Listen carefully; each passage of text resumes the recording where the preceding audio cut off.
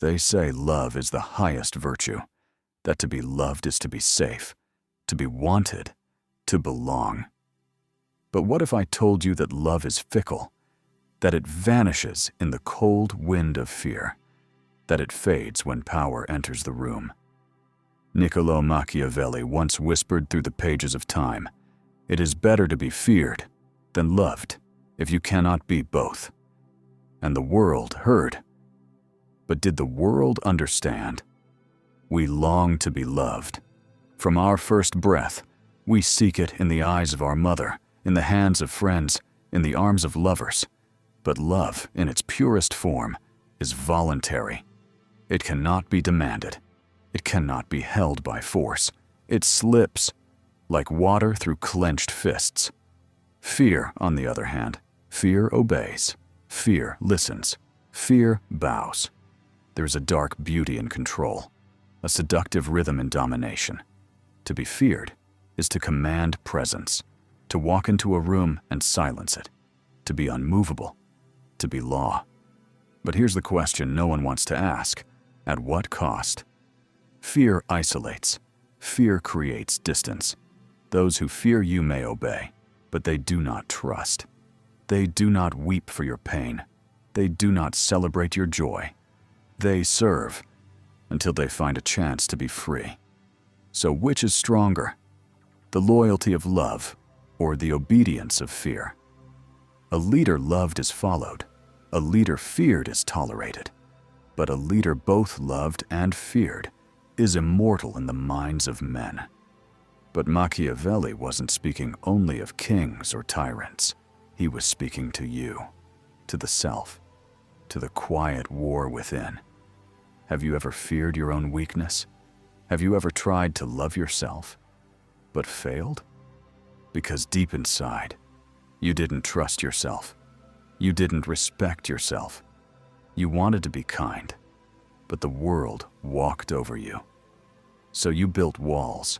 You sharpened your voice. You learned how to make people afraid to hurt you. And somewhere in that evolution, you became distant, even from yourself. Fear became your armor. Love became your ghost. But here's the paradox. Fear can protect you.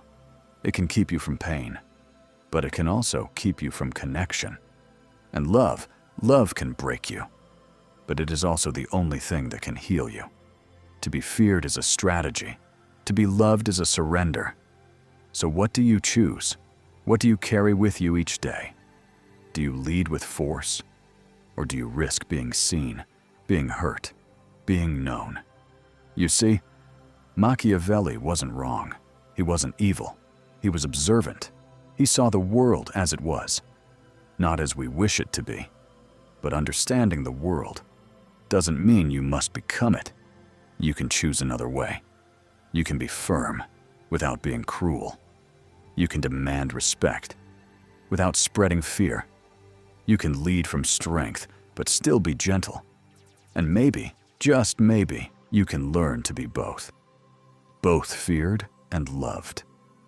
But this begins inside, with the way you treat yourself.